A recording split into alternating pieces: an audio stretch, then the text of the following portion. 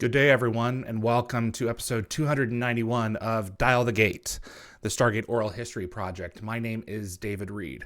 Kwesi Ameyaw, who played the Goa'uld Olokun, the System Lord in Stargate SG-1, and he was also a tactical sergeant in Stargate Atlantis' Outcast, is joining me today. And this is a gentleman I've been wanting to have on for a long time because Summit and Last Stand, Kwesi, were my favorites episodes for years. So that Oh, whole wow. Goa'uld Mardi Gras, that was so freaking cool. And I've been wanting to have you on for a while now, sir. So thank you for being here with me. How are you doing? Well, thank you for having me. I'm doing well, thank you. Yeah, time flies. I remember that like it was yesterday, but it really was not. It was just it was quite a while ago. That was 2001 when I shot that. Well, I want to step back a little bit and get to know you first as a person. When did you fall in love with the craft? When did you know this was something that you had to do? And tell me about your journey as an actor. Wow, that's a big question. Right? I guess, in high school is when I became aware that it was something that I really loved, but I didn't kind of put it together that it was a job that a person could actually do until a couple of years later. And ironically, it was on the set of Stargate SG-1. Um, uh, I had moved to Vancouver. I finished high school in Calgary, Alberta, and I'd moved to Vancouver. And at that time, a lot of people I knew were working on film sets, because the film industry was nascent and there was a lot of work for you know, there was a lot of work and they needed a lot of people that they could Yeah. rely on. And Yeah. one of the gigs that I got was as a soldier on I think it was actually the first episode of SG-1. Children of the Gods, you And were involved in that? I'm not sure what the episode was called, but Okay. I just remember it was a new show, and they were looking for big guys to be soldiers. Yeah. And the very first scene that we shot was the gate was opening, and we were all just firing guns at it. And so I don't know what episode that Wow. was, Were there but guards coming through? well, because it was all it was visual effects, right? So from Okay. our angle, we were just firing at this thing, and then I don't know what happened. Okay. How The many gate. days did you shoot that? That was like a week of shooting, and Okay. I remember it was I had spent the summer doing that kind of work, like just contracts here and there, and that was one of those gigs that I got, and it was a week of work, and I worked with some really interesting, experienced, knowledgeable people that had actually had tactical experience and were showing us how to handle these guns and these weapons and stuff, and I was really impressed by the experience. Um, and I remember getting a paycheck from that and kind of being shocked that I was actually getting paid money to do that because it had just been so much fun. And so from there, that was kind of like Wow. the spark that, okay, well, this is a job that people actually do this. And I just have to figure out how to get more. Yeah. And that was like It was 1990. 97 when the show started. The first Yeah, director okay, was so that was Mario as a 96. party. Okay, So, yeah, yeah, that if rings a that's bell. him, then that's it. Yeah, so yeah, that was 96-ish. Yeah. And then I stopped doing that work. I went to school to study. At that point, I wasn't necessarily convinced that I could make a living doing this. Yeah. So I thought, I better just, get a proper job. And, so I went to the university to get my undergrad, and I was going to, pursue going to law school. Okay. And then what happened is I met up some people in the theater department, and I took a class, and I ended up doing a play that was part of some guy's master's project, and it was a uh, oh, David Mamet. It was a David Mamet Oh play. man. Yeah, That's and not and that just insubstantial. right, and but that just blew my mind. I was like, oh wow, this is it. This is what I want to do. And it went from there. So I ended up finishing my undergrad, where I studied theater and political science as opposed to political science, which would have taken me to law school.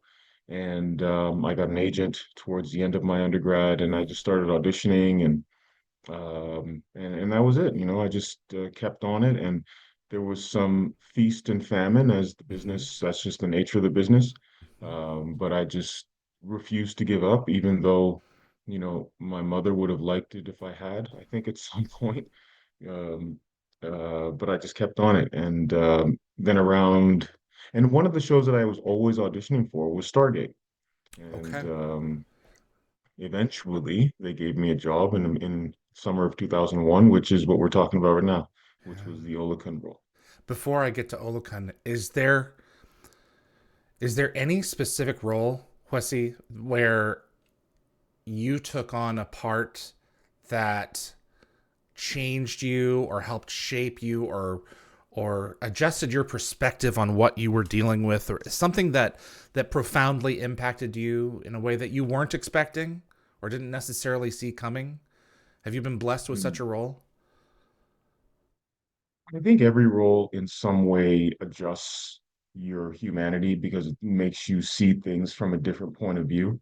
So to pick out something specific, um, I think that same year that I did the Olokun role, I did a role on a show called Mysterious Ways, where I played the son of a traditional healer in an African village who has to kind of make a decision about whether he's going to, follow the old traditions or, try and carve out his own path. And that really spoke to me because that was, really reflective of my life at that moment in terms of choosing a career path that wasn't traditional, that wasn't, um, there was no notebook that I could refer to. I really had to, you know, blaze my own trail, so to speak. So that role really, was profoundly effective to me. I don't know if that episode of that show, how that worked out for other people, but for me, that was a turning point in the sense of I understood that acting is a craft and that it's something that a person has to really dedicate themselves to, and that if you take the work seriously, the work will take you seriously. That's right. Is a way that I kind of Yeah. metabolize that, I guess. There is when you mentioned when you spoke of your mother, and your career path, my folks who are watching, I have had those conversations in the past, and there's of course a balance of honoring what they want in your life, but also Mhm. maintaining your own sanity. Right. And they're not wrong when they say that you have to provide for yourself Right. here, Right. but you also have to provide yourself in here and in here. Right. And how you walk your path through life is always kind of a dance through that, unless we are extraordinarily successful in what it is that we do creatively. That is a blessing. But you can have it both ways if you're willing to put in the work, to do. I Uber, when I'm not doing this to make ends meet, but I also get to do this. And I think that it's important that we don't ignore the creative threads in our life that want to kind of help us weave through this journey. Yeah. And I think you said it really well. Unless it's blindingly obvious that you're super successful, people are going to worry about you because they care about you. Yeah, And, it's not a matter of they want what's best for you, but they also want what's safest for you because they don't want to see you struggle. No one wants to see you, in pain or in anguish because things aren't working out the way that you want them to. But like you said, you're the only person that knows your heart and knows your journey. And at some point, I think the one of the biggest lessons I've learned in life is that you have to really, have faith in something. And then faith is in believing things that you can't see, but that you can feel. And that's not about what somebody else tells you or what other people perceive. It's about what you feel and what you perceive. And obviously within reason, right? I mean, we know people that, right. sometimes believe in the wrong thing and then it doesn't work out. But, I think a person has to, have a reasonable sense of faith and willingness to go out and chase their dreams down. Hmm. And sometimes, you trip and you fall, but you get back up and you keep moving towards it. That's right. And having that mentality that that it's possible. I think is so important, and it's hard. It's like I said, it's feast or famine, and when you're in the middle of a dry season, it can be really difficult to believe that things are going to work out. But it's really important to do so because um, that's what you have to be your best friend. You have to have your own back, and that's what I've learned more than anything else through this journey is that uh, you know I'm the only person who can um, you know give myself faith. You know what I mean? And And truly decide. Yeah, if you've been yeah, blessed with instincts that have proven themselves in the past, if you don't explore them when they present themselves with an opportunity again, sometimes you can never get over it. You can chew on it and right. say, oh gosh, I wish I had just tried. Yeah, What would it yeah, have cost to just try? As long as, I was still taking care of myself, what would it have yeah, cost to just pivoted and do this? And with yeah. anyone listening to this, I really, always pursue your instincts because you can always dust yourself off and try again.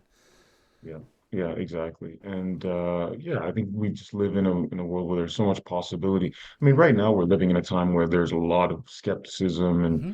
concern about what's going to happen, Mm-hmm. but you got to put some of that aside and you really just got to bear down on what it is that you believe in and what you're working towards and use everything that comes your way as if it was part of your journey, as if it was meant for you to get stronger.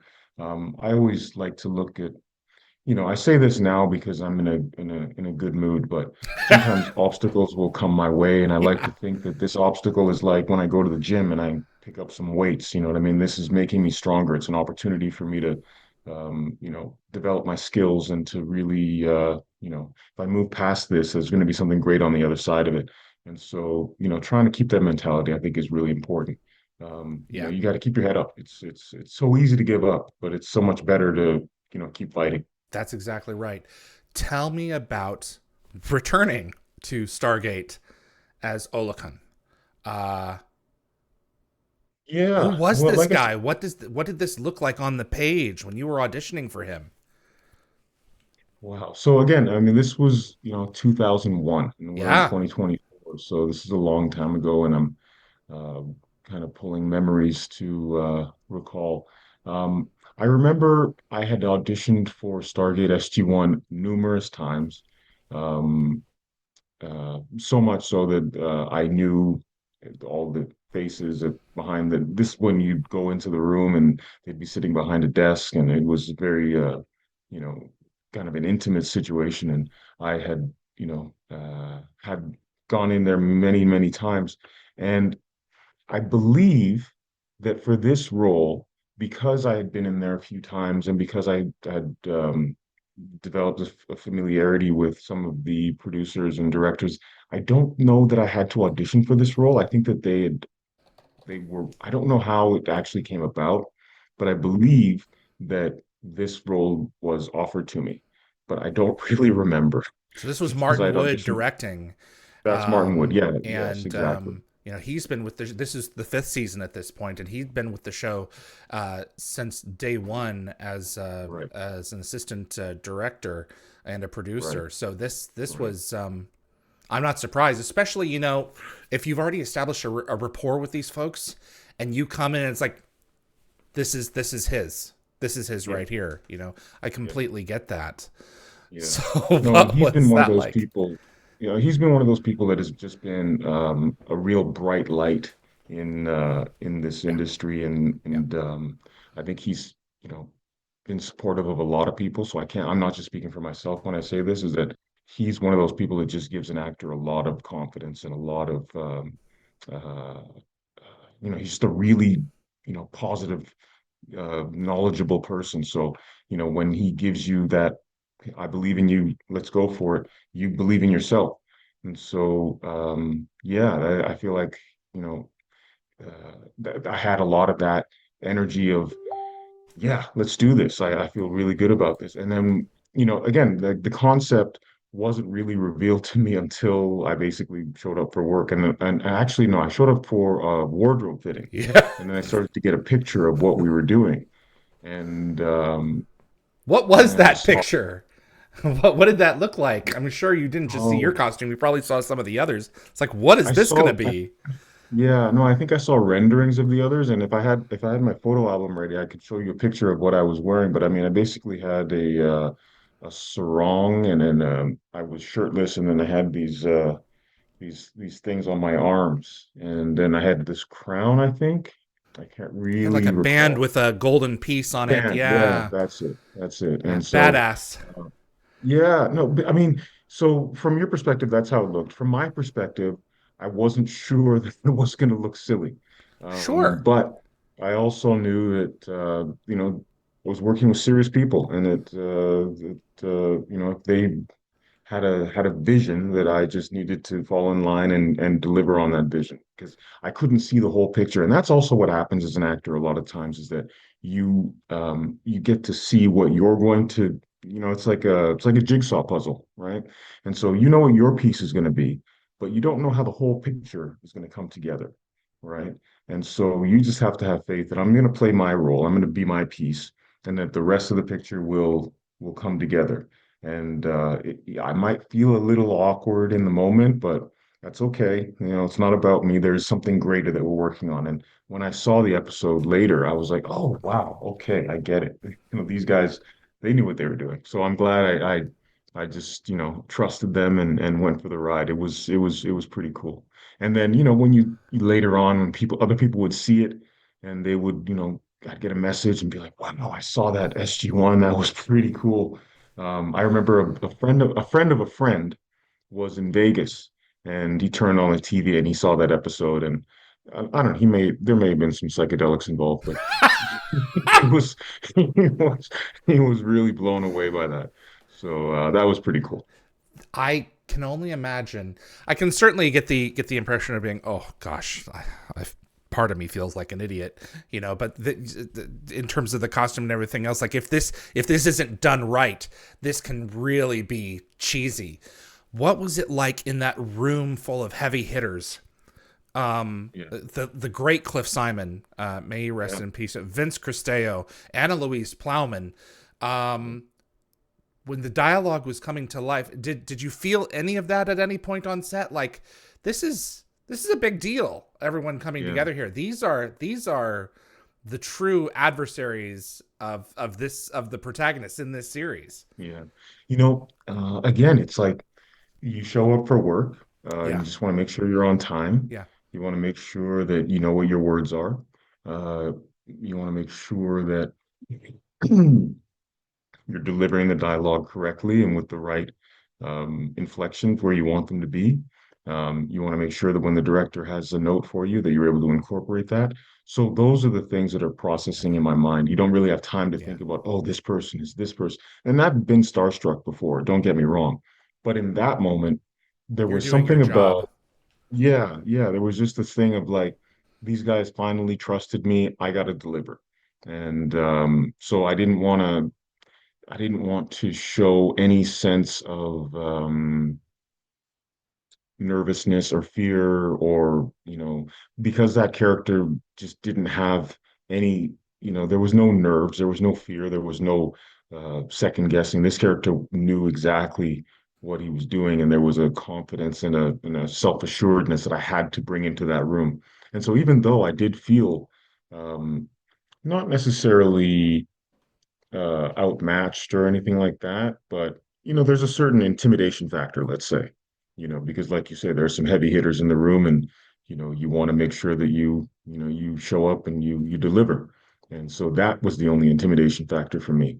Um, so yeah, I felt Absolutely. that, but I felt like I took that and I put that into my work, and that was for me the most important thing. And also, I think at the time, at that moment in time, I was doing a play as well. So I worked on the show during the day and then I'd go rehearse at night. And so I didn't really have time to reflect on, you know, being intimidated or being scared or being nervous. I was really just trying to make sure I hit my marks and got everywhere I needed to be and, did the job. There is a certain amount of just relying on the people around you to to help uplift you and just taking a part in the process. You can pinch yourself later for doing a specific assignment. But yeah, I completely get where it's, uh, you just kind of let yourself go and do your thing, and then hope that the work speaks for itself. That's So it. That's it. And I mean, there was certainly, like I said, there was an awareness that this is a big show and that a lot of people watch it, and there was a certain pressure in the air. mhm. Um, but like I said, my top priority was, get to where I need to be on time, make Yeah, sure I know my lines, be present so that I can be, receptive to whatever I need to be told or whatever I need to hear, and and do the job. And ultimately, I had a really that was a really memorable experience. It was a fantastic experience, in terms of just, feeling like, from the kid who did that David Mamet play 5 years earlier, to being on set with these, big shots. It felt good. It felt really good, and I wanted to earn that feeling. absolutely. There was an Atlantis appearance that you had briefly in season four's Outcast, where you were actually on Earth this time. You were playing a tactical sergeant. Um, Right. Same kind of feeling, same kind of group of people behind the scenes, but different group of people in front of the camera. Any memories from Atlantis? Yeah, that was a different group of people in front of the camera, but the director was Andy Makita, Yes. and he's someone that I also had known for years and years from being on sets, and so it was a very good feeling. I felt really, like part of the company, even though I was only there for a few days. It felt really good to play that role, and I had fun with it. And um, yeah, no, just a really good memory, a good experience. Do you have any advice for anyone wanting to enter the industry uh, at this stage, especially with how the industry has transformed post COVID in terms of getting an assignment? I've had long conversations with actors about how this is completely different now. Do you have any advice for them at this stage?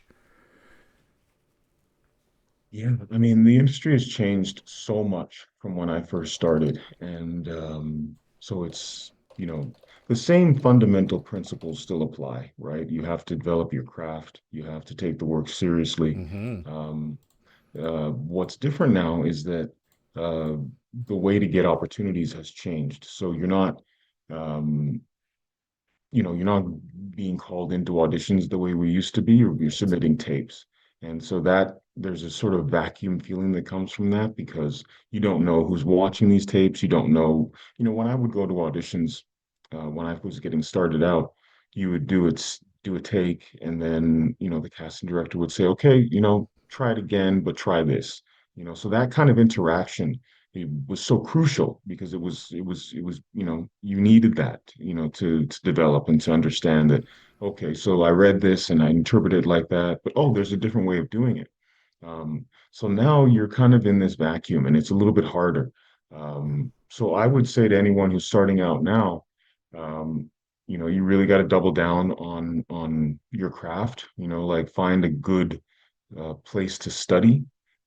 Find a good group of people to surround yourself with. Because the other thing too is that, if you have to do self tapes, which is sort of how it is now, it's like this self-service model of getting work. You need people around you that can help you, and that you can help, and to have a community of people that, you know, uh, that you can work with when you need to do a self-tape in a short amount of time, because that can start to cost money. And when I Right. was first starting out, the cost that was associated with it was, you got to get your headshots, and you Yep. have to pay for your demo reel.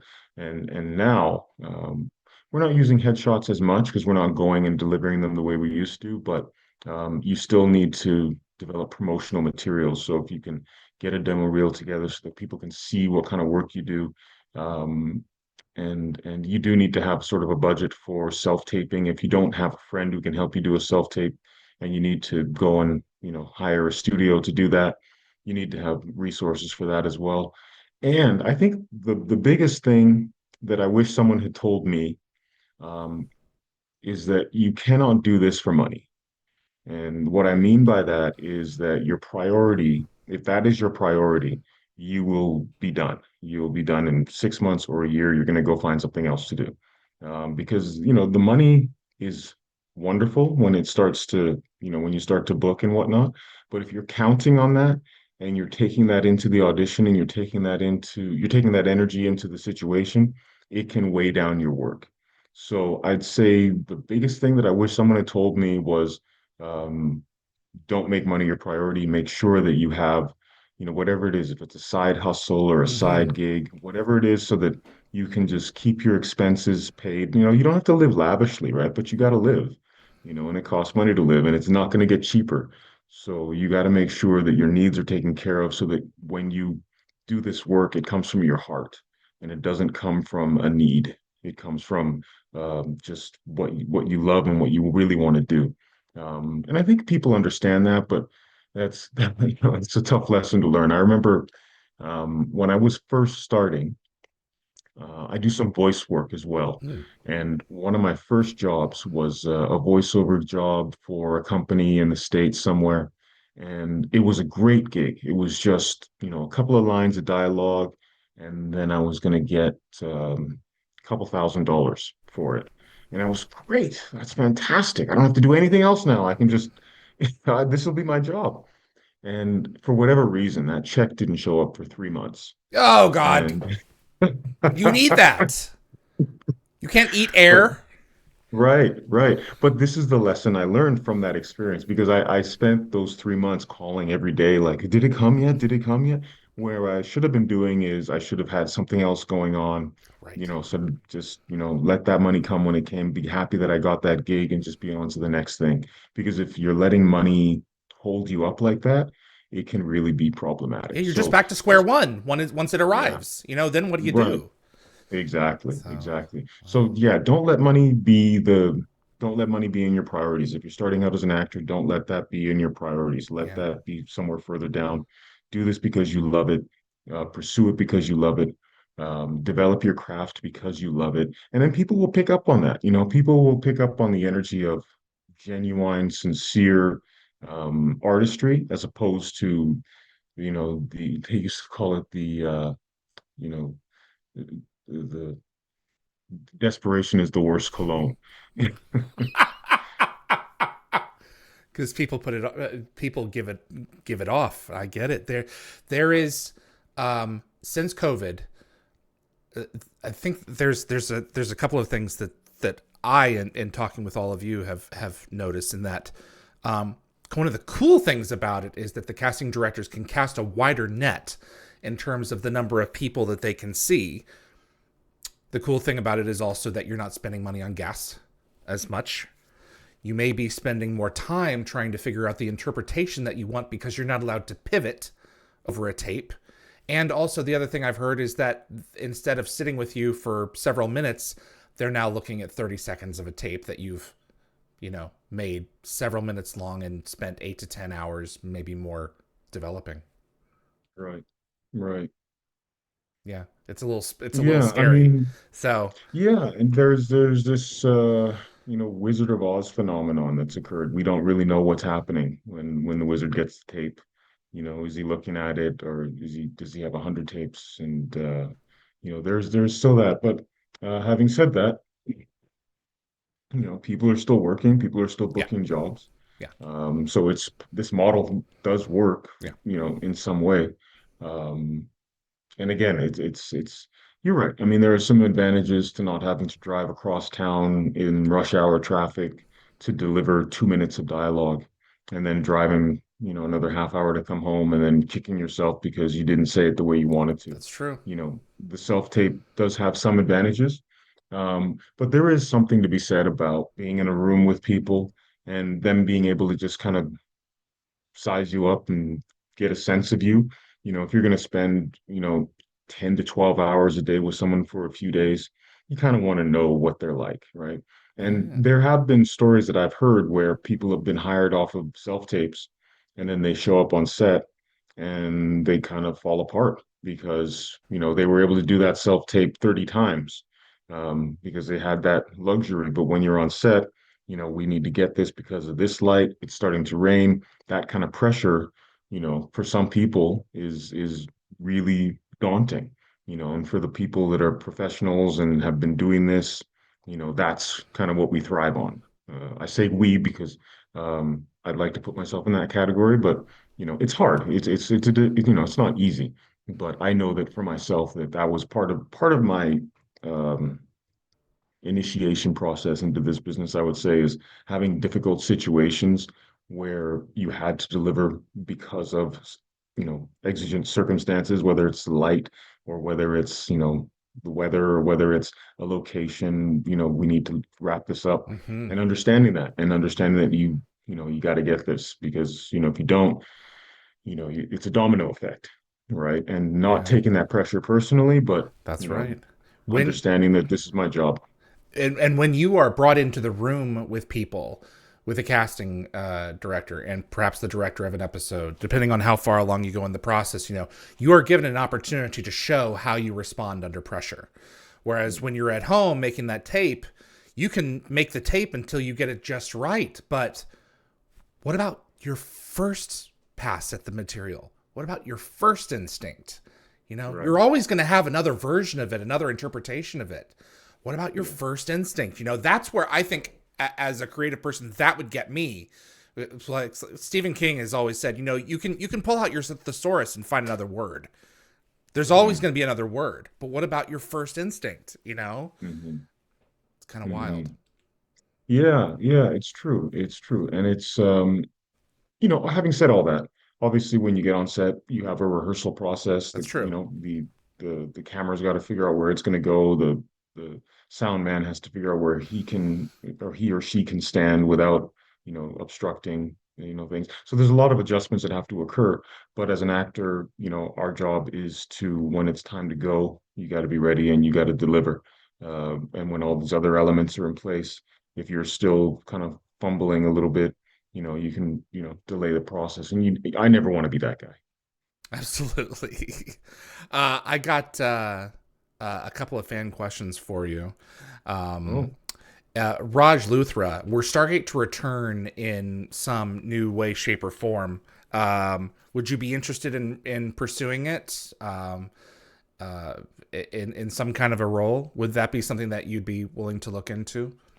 well, I mean, this is a show with, multiple universes and possibilities. So there's always a possibility for another Stargate. And I'd always be open to working with these guys. I think that, uh, you know, I was a kid who grew up watching Star Trek: The Next Generation So you're a sci-fi on fan. Oh yeah, yeah, yeah, yeah. Great So show. yeah, and I mean when I watch it even now and think, 30 years later, it's still fantastic. And it's something Yes, about the combination of the performances and the writing and it just all came together like a symphony. And so, if the Stargate people were going to do something again, I feel like they were on that same trajectory in terms of just really great writing and adding great performers, and I would love to be a part of that for sure. absolutely. Have you seen any of Ron Moore's stuff ever since Battlestar Galactica, For All Mankind? Sure, He's so sure. good, and all of that came out of TNG.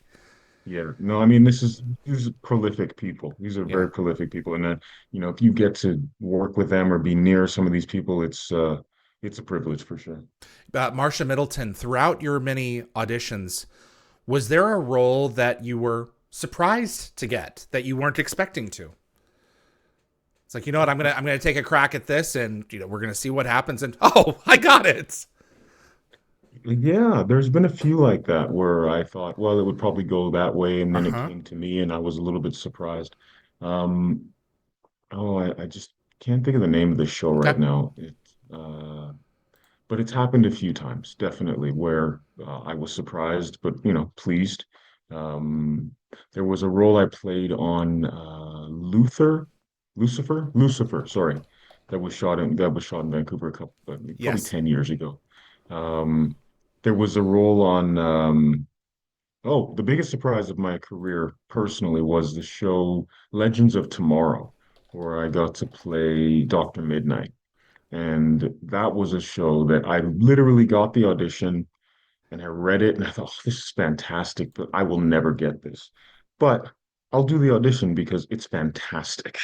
That's And then I right. got it. It was like, wow, okay. And so I was just like a contest winner for the rest of the gig. It was really fantastic.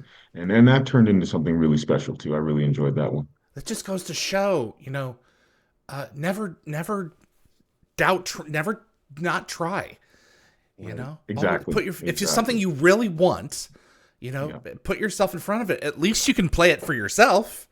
You Yeah. know. No, that was it. And I remember reading the script and thinking, this is fantastic, but they'll never give it to me. But you know what? I'm just going to have fun with this and I'm just going to do it for myself. And that was probably the biggest lesson that I could take out of that is that you should always just do it for yourself. And if it comes back to you, that's a bonus. But if it doesn't, you did it for yourself, so you didn't lose anything. Absolutely. Stargate Seed. Any thoughts on AI and the industry as far as storytelling and AI replicating the likenesses of actors? Perhaps thoughts on de aging. Curious if you have any impressions at this point at this stage. It's still such a nascent um, realm of technology that it's hard to tell how this is going to really unfold. Yeah. My gut instinct is that, you know, storytelling is always going to be a fundamentally human experience. So whether that is in a theater or whether that is on a TV screen or a movie screen, you're going to need people. You know what I mean? There's only so much that AI can do. But having said that, there is a lot that AI can do. So, Mm-hmm. I'm just like everybody else. I'm wondering what will happen. But in the meantime, I do feel like, you're never really going to eliminate humans from No. this process. I think that storytelling is like it's heart to heart. You know what I mean? It's Mm-hmm. not machine to human. I mean, we'll see what happens. Famous last words. But my Right. belief is that people are still going to be necessary for a while. Actors, Yeah. storytellers. That need is not going to go away. There will be an adjustment. Uh, some there will be some changes, like things have changed. We've seen it, but I believe that people are going to be necessary for a long time. I've been seeing these videos online, the stuff that social media throws at me. It's like, why am I getting this? People Right. pulling these creatures from the ocean like they've caught something, and they're these completely alien things. And as you know, they sit them down. This we got one guy sat something down on the deck, and it began to turn into smoke underneath. And I'm like, this machine is dreaming. It's these are like the similar images that I have when I nothing is fluid or makes any sense. It's always transformative. You need a human being to make things concrete. Yeah. Yeah. I'm sure we can have them do some of this the more mundane stuff, but you Sure. need a human to be creative. Otherwise, it's just Sure. soup. Yeah. No, I mean these tools are helpful Yeah, and they will certainly be useful as time goes on, but they are tools nonetheless. The they're not. I don't think they're going to make the decisions for us. absolutely. Anything that we should be on the lookout for you, Wesley? Anything that you would like to leave us with? We're all Oh, hoping for Stargate to come back at some point in time here. You're obviously a sci-fi fan. Uh, what do you want us to be on the lookout for, or where do you think we're going in terms of what comes next with this with the artistry? well, for me right now, the last year has been I've been doing some theater. I've been doing some really great Okay, plays, and I've really enjoyed that. So that's not something you'll see right. on screen, but I have done some really, really fun work on screen in terms of I don't have my resume in front of me, so I always forget the names of these things. But I just finished a Lifetime movie called Nobody Dumps My Daughter, Yes. which is airing on Lifetime. And I also just finished a movie called A Family Affair, Okay. which I'm not sure. I think it's an independent, but I'm not sure where it will be shown. And there's been some voiceover work and constantly auditioning. There's a new show in town called Tracker that's being filmed in Vancouver, and Okay. been putting out some auditions for that as well. So, we'll see what happens. And we're at the end of November now, so things kind of tend to wind down a little bit as we get into the holiday season. But I feel really optimistic about 2025 in terms of, what's possible and what's going to be coming our way. I feel like now that the strike talk is behind us Oh yeah. and that we're well ahead, or COVID is well behind us as well. Hmm. I feel like 2025 is the first year that we can all really move forward. Hopefully, knock on wood. I love Um, all the independent stuff that is now coming about, where a lot of right, these other cities are coming online with content. Um, it's not just Los Angeles. right. You know, Vancouver was one of the first places to really start getting back into it, and I was in LA doing some work and trying to get in touch, some work at private locations, trying to get in touch on Dial the Gate with a lot of the folks in Vancouver. And it's like, we're already back working. I was thrilled to hear it. You guys got the protocols in place and you just got trucking. Yeah. Yeah, I don't think anyone will ever starve working out of Vancouver, especially with all this independent stuff that's now coming online. More opportunities for unique, diverse stories and work. I think things are going to get continue to stay busy. Yeah, no, I think you've said it really well. The infrastructure in Vancouver has developed in such a way that Yeah, there's tremendous capacity here. There's amazingly talented and creative people here that yeah, love being here. I think that initially there was a sense of you're being sent to Vancouver to film your project because your project's not that good and we don't want to spend that much money on it. Whereas now it's like you're being sent to Vancouver and that's a bonus. And that's um, right. and that'll be and it'll be a great thing for your project. Oh, I also forgot to mention Final Destination 5. I've got a part in that. And then you may want to look out for what is it called? The one with Jeff Bridges. It's a remake of a Jeff Bridges movie, science fiction. Do you know Is what it I'm talking Starman? about? No. Tron? Tron, yes. Jeff Okay. Bridges is not in this one, but there's a new Tron coming out, All which I may right. appear in. I don't know if I should say that out loud. I may have Okay. jinxed myself, but I did work on that, so Well, I we'll see can't if I. wait. The Tron is Yeah, cool, yeah, especially with some of the technology that we have now. I can't wait to see what Disney's going to do with it. yeah. It So looks pretty amazing from what I saw, and I hope I'm allowed to say that. I don't know what you're talking about. So, Oh, Wesley, this has been really special for me. I appreciate you taking the time, getting to know you a little bit, and hey, sharing a before couple of you go, Stargate I just want stories. to. Before you go, I Yes, just want to. please. I love show and tell. This is Oh, Nellie. hi, She Nellie. is being very patient with me today. She wants to go outside, and yeah, I just wanted to say hi to her and say hi to all you people. Is she part poodle?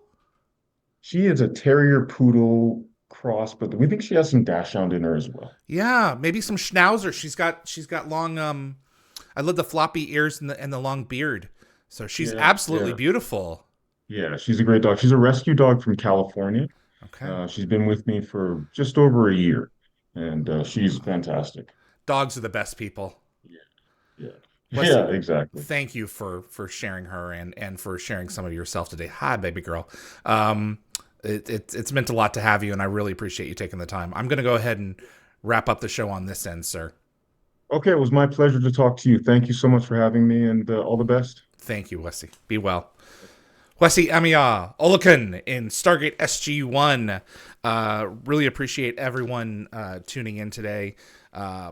Christian says, are you doing something special for the 300th episode?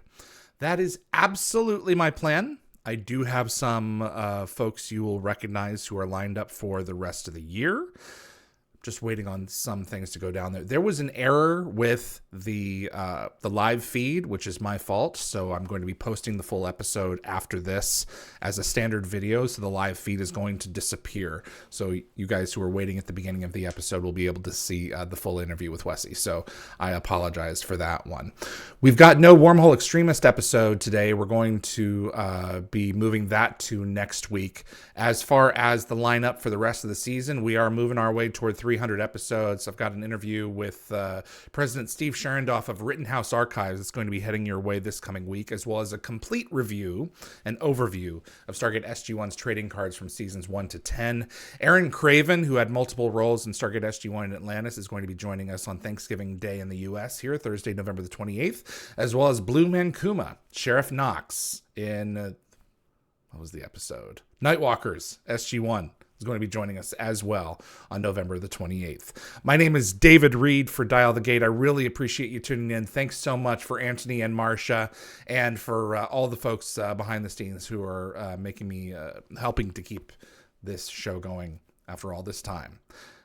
You guys have a wonderful weekend, and we'll see you on the other side. Bye-bye, everybody.